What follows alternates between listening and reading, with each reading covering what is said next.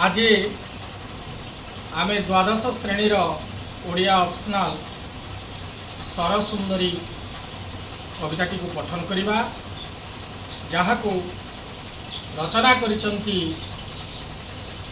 पंचसंखार अन्यतम महान दार्शनिक साहित्यिक भक्ति धार्मिक तत्व दार्शनिक अच्युतानंद दासंकर रचित जहाँकर जन्म पंचदश शताब्दी 16 शताब्दी मध्य आमर कटक जिलार निकटवर्ती तिलकोणा ग्राम नेमाल पाखरे अच्छी पद्मवन से जन्मग्रहण करते।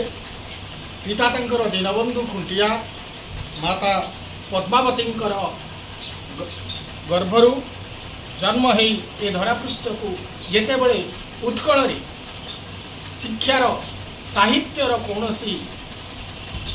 रूपरंग नथिला सेतबेले ओडिया साहित्य को तांकर अवदान कालजयी रही।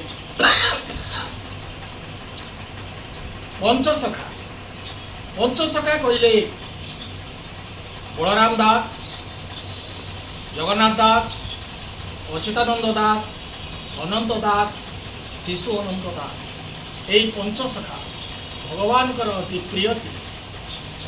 गारदे महामालिका ग्रंथ रचना करी घरे घरे परिचित आगत भविष्यत जानती अच्युत अच्युतानंद पिलाटी दिनरू दारिद्र्यर कषाघात क्षत विक्षत होते तथापि तांकर साधना तांकर व्रत तांको आज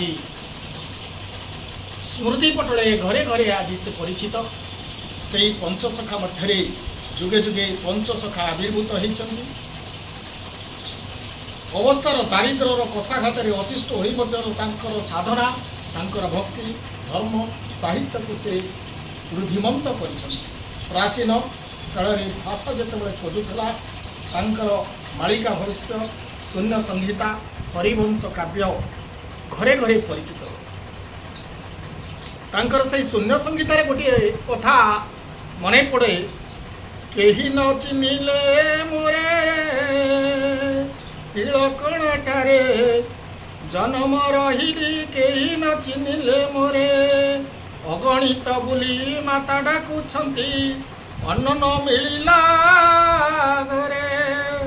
1489 अनुमान करा जाए तांकर जन्म से नेमालर पद्मवन तालकोणा ग्राम चित्रकला नदी तट देश रही सेठारे तांकर साधना पीठ सेठारे तांकर कर्मभूमि से हरिवंश काव्य एवं जुगान्तकारी ग्रंथ जहाँ अनेक शिक्षणीय ये समाज प्रति रही।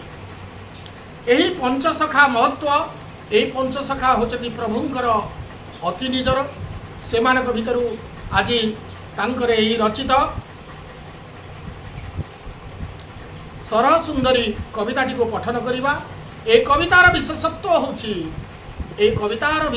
होची राधा और कृष्णंकर मिलन एवं तांकर मध्यस्थी साजिछि एक दूती नामक गोपनारी जहाँ को श्रीकृष्ण सर्जना करिसंती एवं से सूत्रधर केमिति दूती तार कला चातुर्य द्वारा एवं तार अभिनय द्वारा तार भावभंगी द्वारा तार कथन द्वारा ये समस्त को आकर्षित करिछि ताहारे निखुण भाव वर्णना कराई। आमे एही अच्युतानंदंकर एही महान ग्रंथ काव्यरू एही सरसुंदरी कविताटी को पठन करले आमे ता विषय जानि परिबा।